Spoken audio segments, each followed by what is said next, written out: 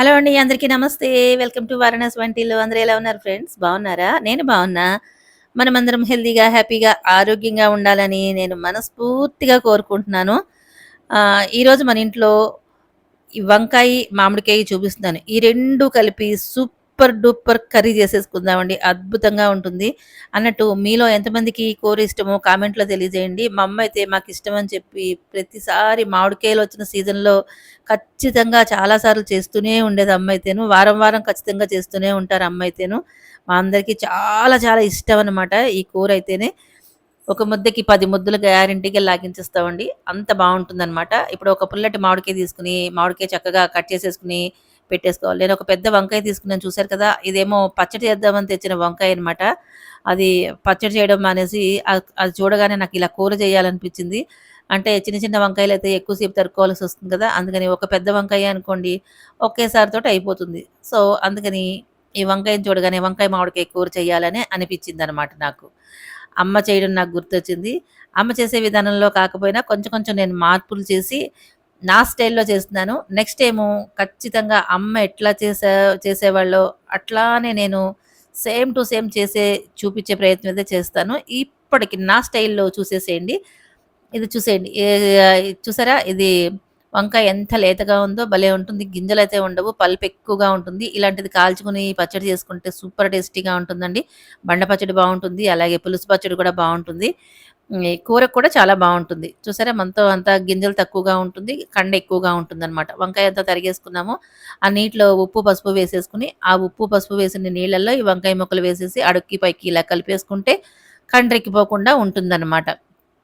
ఇప్పుడు మనం నా స్టైల్‌లో చేస్తున్నానని చెప్పాను కదండీ! నా స్టైల్‌లో చేసేది కూరకి ఉల్లిపాయలు వాడతాననమాట. అమ్మ చేసేదానికి ఉల్లిపాయలు గాని, వెల్లుల్లిపాయలు గాని ఏమి వాడరండి. అసలు ఆ కూర కూడా అసలు ఒక రేంజ్‌లో ఉంటుందంటే నమ్మండి. చాలా అంటే చాలా బావుంటుందనమాట. సో, ఇప్పుడు మాత్రం నా స్టైల్‌లోనే చేసి చూపించాలని అనుకున్నాను. అందుకని ఇది చేసి చూపిస్తున్నాననమాట.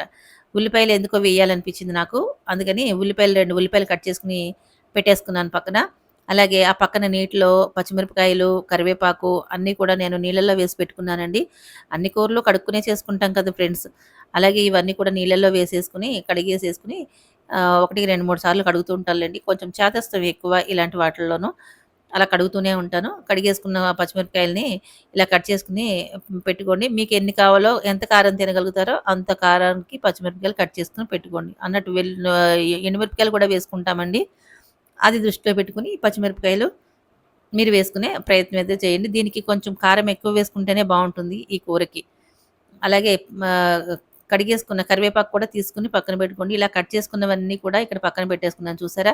మామిడికాయ ముక్కలు, వంకాయ ముక్కలు, ఉల్లిపాయ ముక్కలు, అలాగే పచ్చిమిరపకాయ, కరివేపాకు, పక్కన వెల్లుల్లిపాయలు కూడా ఉన్నాయి. వెల్లుల్లిపాయల రెక్కలన్నీ విడిగా తీసుకొని, పొట్టు తీసుకొని పక్కన పెట్టేసేసుకుంటే, మన కూర చకచకా కూర చేసేసుకుందాము. ఇప్పుడు స్టవ్ వెలిగించేసుకొని చూసారా? ఈ కొత్త పాత్ర కొన్నాను కదా! ఈ కొత్త పాత్రలోనేనండి చేస్తున్నాను.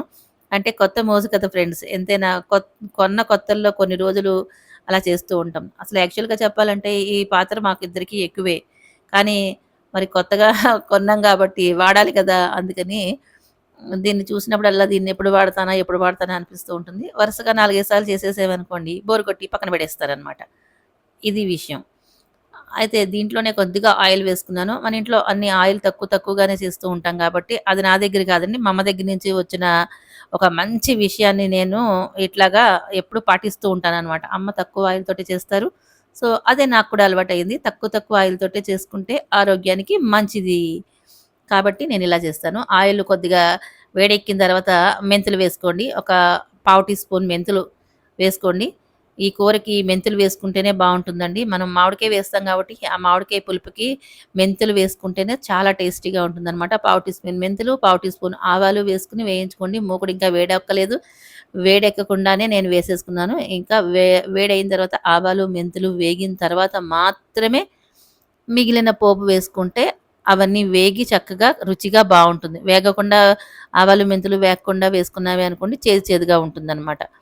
సో, మీకు అర్థమైందని అనుకుంటున్నాను. ఇప్పుడు ఒక టీ స్పూను శనగపప్పు, ఒక టీ స్పూను మినపప్పు వేసేసుకొని ఇలా చక్కగా వేయించేసుకోండి. ఆయిల్ ఎలా పొంగుతుంది ఏంటి అనుకుంటున్నారు గదా! నేను నూపప్పు నూనె వాడతానండి. అందుకని ఆయిల్ అలా పొంగుతూ ఉంటుంది.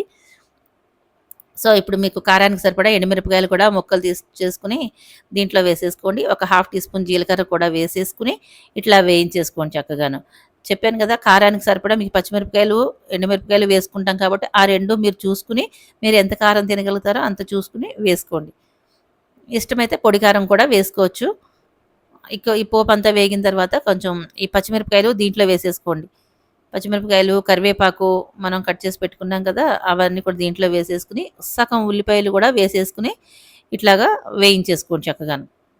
మొత్తం మనకు ఆయిల్‌లోను, పోపులోను అంతా ఇలా కలిసేటట్టుగా మంచిగా ఇలా కలిపేసేసుకోండి. ఇప్పుడే అసలు సూపర్ టేస్టీ వాసనొచ్చేస్తుంది. మంచి వాసనొస్తుంది. గుమగుమలాడిపోతుంది వాసన. పోపుకే ఇంత వాసనొస్తుంటే కూర మొత్తం పూర్తయ్యేటప్పటికి ఇంకెంత బావుంటుందో ఆలోచించండి ఫ్రెండ్స్. ఇదిగోండి వెల్లుల్లి రెక్కలు మనం పొట్టు తీసుకున్నవి ఉన్నాయి కదా! ఓ 10, 15 మీకు నచ్చినన్ని వేసేసుకోవచ్చు. ఆ వెల్లుల్లి రెక్కలు వేసుకొని ఒక మామిడికాయ మనం తరిగేసి పెట్టుకున్నాం కదా! ఆ పుల్లటి మామిడికాయని కూడా దీంట్లో వేసేసుకోండి. వేసుకొని చక్కగా ఇలా కలిపేసుకోండి. అయితే అయింది గానీ పెద్ద బాండీ అనుకున్నాను కానండి చక్కగా కలపడానికి బావుంది. విశాలంగా ఉందనమాట. ఈ మాత్రం లేకపోతే మనం కూరలు చేసుకుంటే కింద మీద పడుతూ ఉంటాయి కదా! అందులోనూ నాకు మరీ కింద మీద పడుతూ ఉంటాయి. కాబట్టి ఇలాంటిది నాకు కరెక్టే. ఇదిగోండి దీంట్లో జీడిపప్పు కూడా వేసుకున్నాను. జీడిపప్పు అనేది ఆప్షనల్ అనమాట. మీరు వేసుకుంటే వేసుకోవచ్చు. లేదంటే స్కిప్ చేసేసుకోండి. నేను వేసుకున్నాను. చాలా చాలా బావుందనమాట. కొంచెం దీంట్లో పసుపు వేసేసుకోండి. అలాగే ఈ కూరకి సరిపడా ఉప్పు వేసుకోండి. ఇలా ఉప్పు వేసేసుకొని చక్కగా మొత్తం అంతా కలిపేసుకోండి. ఆయిల్ చూసారు కదా! ఎంత ఆయిల్ ఉందనేదిని చాలా తక్కువ పోపుకి సరిపడా వేగడానికి మాత్రమే వేసుకుంటాను. ఇంతే ఆయిల్ ఇంతకన్నా ఆయిల్ అయితే వాడను. ఇది నాన్ స్టిక్ కదండీ! అందుకని ఎక్కువ ఆయిల్ వేయకపోయినా అంటుకోకుండా వచ్చేస్తుందనమాట. కూర అతుక్కుపోదు. ఇప్పుడు నేను చూపించింది ఇంగువనమాట. ఇన్ని వేసిన తర్వాత మరి ఇంగువ వదిలేస్తే ఎట్లా చెప్పండి? అందులోనూ మామిడికాయ వేసామా, మామిడికాయ వేసిన తర్వాత ఇంగువ వేయకపోతే ఎలాగా? ఒక చిటికెడు ఇంగువ కూడా వేసుకోండి. అద్భుతంగా ఉంటుందనమాట. నెక్స్ట్ లెవెల్ ఉంటుంది కూర టేస్ట్ అయితే. వేసుకున్న తర్వాత ఇట్లా కలిపేసుకోండి. ఇప్పుడు అమ్మ వాళ్ళు చేసిన వాటిలో ఇవేమి ఉండవండి. ఇంగువ వేస్తారు. ఉల్లి, వెల్లుల్లి ఏమి వేయరనమాట. ఆ కూర ఇంకా అద్భుతంగా ఉంటుంది. ఎంతైనా పెద్దవాళ్ళ చేత్తో చేస్తే సూపర్ టేస్టీగా ఉంటుంది కదండీ! అందుకని అమ్మ చేసినట్టు ఎలాగూ రాదు. కానీ నేను చేసినట్టు బావుందని మా అమ్మాయి అనుకుంటుంది. మా అమ్మ చేసింది బావుంటుందని నేను అనుకుంటూ ఉంటాను. అలాగే అనుకుంటాం కదా! ఇప్పుడు వంకాయ ముక్కలు శుభ్రంగా కడిగేసేసుకుని ఉన్నాయి కదండీ! నీళ్ళలో వేసుకున్నవన్నీ కూడా ఈ మూకుట్లో వేసేసుకుంటే చక్కగా ఇలా కలిపేసేసుకోండి. అమ్మ చేతి వంట ఎంత బావుంటుందో కదా! అమృతమే కదా! నేనెప్పుడూ గుర్తు చేసుకుంటాను ఫ్రెండ్స్. అమ్మ గుర్తురాని క్షణం అంటూ ఉండదు తెలుసా? మా అమ్మ మాకు అన్నీ అలా కమ్మగా, చక్కగా, రుచిగా అన్నీ చేసేవాళ్ళు. ఇలా అడగడం, తడవు అన్నీ అలా చేస్తూ ఉండేవాళ్ళనమాట. ఇలా కలిపేసేసుకొని పెట్టేసుకోండి. చక్కగా మళ్ళీ మనం కలుపుకుంటూ ఉండాలండోయ్! ఎంత నాన్ స్టిక్ అయినా మనం కలుపుకోకుండా వదిలేసామే అనుకోండి మాడి చచ్చిపోతుంది. సో, దానికి ఆ అవకాశం ఇవ్వకుండా మనం మధ్య మధ్యలో ఇలా కలుపుకుంటూ ఉండాలి. కలుపుకున్న తర్వాత మళ్ళా మూత పెట్టేయాలి. ఇంకా కొద్దిగా సేపు ఉడకాలనమాట. ఇంకో 2, 3 నిమిషాలయితే ఉడికిపోతుంది. మళ్ళా ఇంకోసారి తీసి చూద్దామండి. ఇప్పటికి చక్కగా పర్ఫెక్ట్‌గా ఉడికిపోయింది. ఇప్పుడు మనం మిగిలిన సగం ఉల్లిపాయ ముక్కలు దాచుకున్నాం చూసారా? ఆ ఉల్లిపాయ ముక్కలు మళ్ళీ ఇందులో వేసేసుకుందాం. కూరంతా అయిపోయిన తర్వాత చివర్లో ఈ ఉల్లిపాయ ముక్కలు వేసేసుకొని ఒక్కసారి ఇలా కలిపేసేసుకున్నామే అనుకోండి, ఇంకా కూర అంతా రెడీ అయిపోయినట్టు. ఇప్పుడు మనం స్టవ్ ఆఫ్ చేసేసుకొని, ఈ కూరని మనం సర్వింగ్ దాంట్లోకి తీసేసుకుందాం. ఈ పచ్చి ఉల్లిపాయలు ఇలా వేసుకుంటే చక్కగా అన్నంలో మనం కూర కలుపుకున్నప్పుడు ఆ ఉల్లిపాయలు పంట కింద పడి చక్కగా క్రంచీగా, పుల్ల పుల్లగా భలేగా ఉంటాయన్నమాట. కరకరలాడుతూ చాలా చాలా రుచిగా ఉంటుంది. ఇంతకీ ఈ కూర మీలో ఎంతమందికి ఇష్టమో కామెంట్‌లో తెలియజేయండి. మీలో ఎంతమంది చేస్తారో కూడా కామెంట్‌లో తెలియజేయండి. ఇంతకీ నచ్చినట్టేనా? నచ్చితే లైక్, షేర్, సబ్స్క్రైబ్ చేసేయండి. కొత్తవాళ్ళు సబ్స్క్రైబ్ చేసుకోండి. మీ ఫ్రెండ్స్‌కి, ఫ్యామిలీ మెంబర్స్ కూడా షేర్ చేయండి. ఇలాంటి తక్కువ తక్కువ ఆయిల్‌తో చేసుకునే రెసిపీస్ అన్నీ మన ఛానల్‌లో వస్తూ ఉంటాయి. ఛానల్‌ని తప్పకుండా ఫాలో అవ్వండి. వారణాసి వంటిల్లు ఛానల్‌ని సపోర్ట్ చేసిన మీ అందరికీ పేరు పేరున ధన్యవాదాలు తెలియజేసుకుంటున్నాను. ఇలాగే సపోర్ట్ చేస్తూ ఉండండి. మన ఛానల్‌ని ఇంకా కొంచెం వృద్ధిలోకి రావాలని మనస్ఫూర్తిగా కోరుకుంటున్నాను. ఈ కూర టేస్ట్ అయితే అద్భుతంగా ఉంది. ఇది కూడా నాన్ స్టిక్ దీంట్లో అస్సలు అంటుకోలేదు.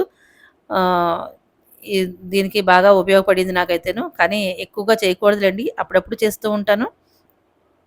ఇంతే ఈ వీడియో ఇక్కడితోటి ఎండ్ చేసేస్తున్నాను. నచ్చినట్లయితే లైక్, షేర్, సబ్స్క్రైబ్ చేసేయండి. Thank you for watching. సర్వేజన సుఖినో భవంతు. లోకా సమస్త సుఖినో భవంతు. By by.